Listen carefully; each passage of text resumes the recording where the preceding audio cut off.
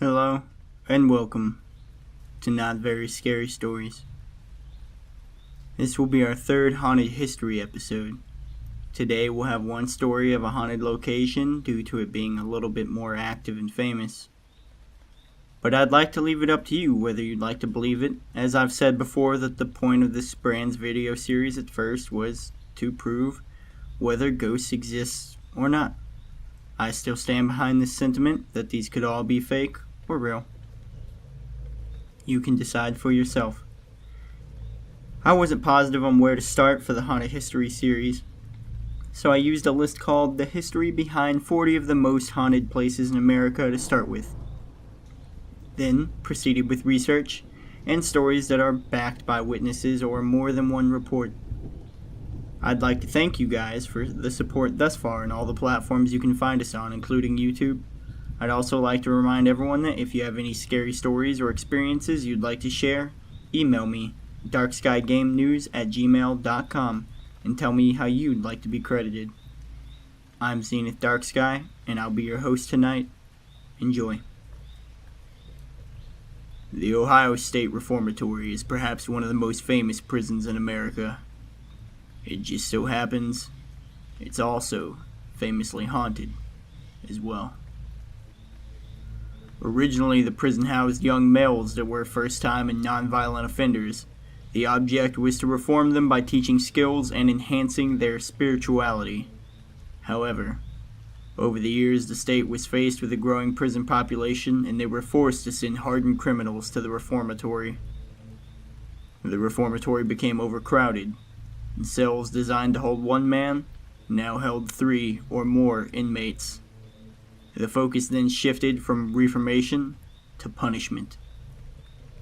Punishments were performed with antiquated torture devices that included the butterfly, a form of electro-torture, water hoses, a sweat box for non-white prisoners, and the hole, which was a small, barren, solitary confinement cell. Besides being tortured, the inmates were also subjected to extreme violence from other inmates. Horrific food, rat infestations, and infectious diseases. Preferential treatment was possible, but only to the inmates who could afford to pay for it. The tragedies weren't only with the inmates in the facility, but also with the staff. In 1935, Arthur Glatke was appointed as the superintendent. He immediately began various reforms designed to improve the miserable conditions of the prison.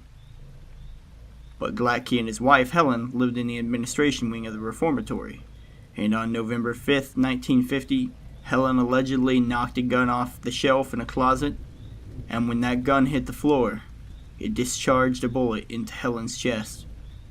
She managed to cling to life for 3 days, but died after suffering from complications due to pneumonia. Glatke continued in his position as superintendent with much respect from the staff and the inmates, until he suffered a fatal heart attack in his office on February 10th, 1959. We don't know what caused the heart attack. Visitors and employees have reported experiencing strong paranormal events in the administration wing. Some claim that they have smelled rose perfume coming from Helen's pink bathroom. Others have reported feeling a rush of cold air pass through them as they walk through the area. The reformatory is now open to ghost tours and other tours, and even ghost hunting classes. It's not uncommon to hear of a jammed camera shutter, which inexplicably resumes working again once the visitor leaves the area.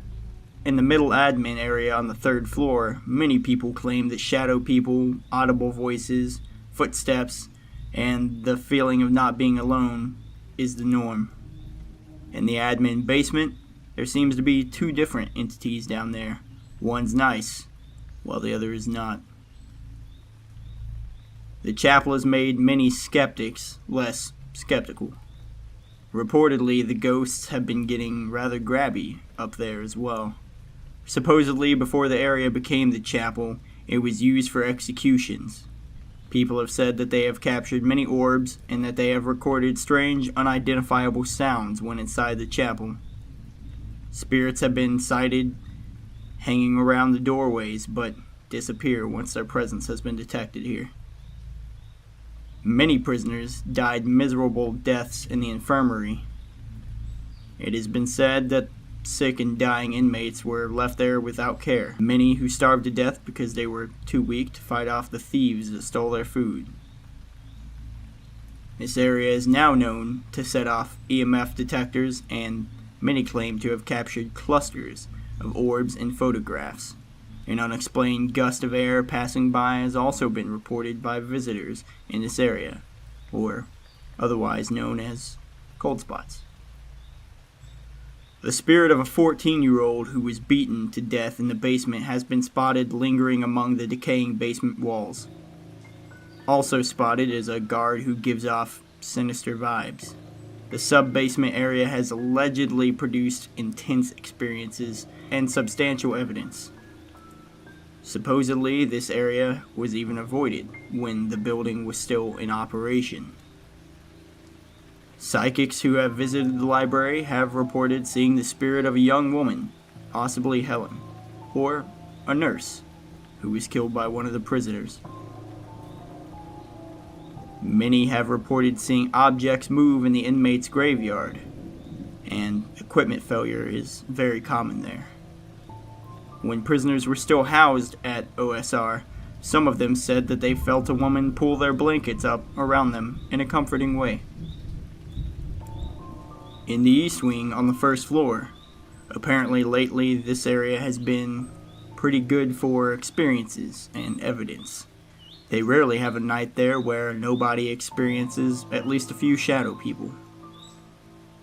In the West Attic, a very well-known paranormal celebrity had an experience up there and refused to go back in. While in both the East and West cell blocks, these areas have even brought grown men to tears. Many murders and suicides took place in these areas.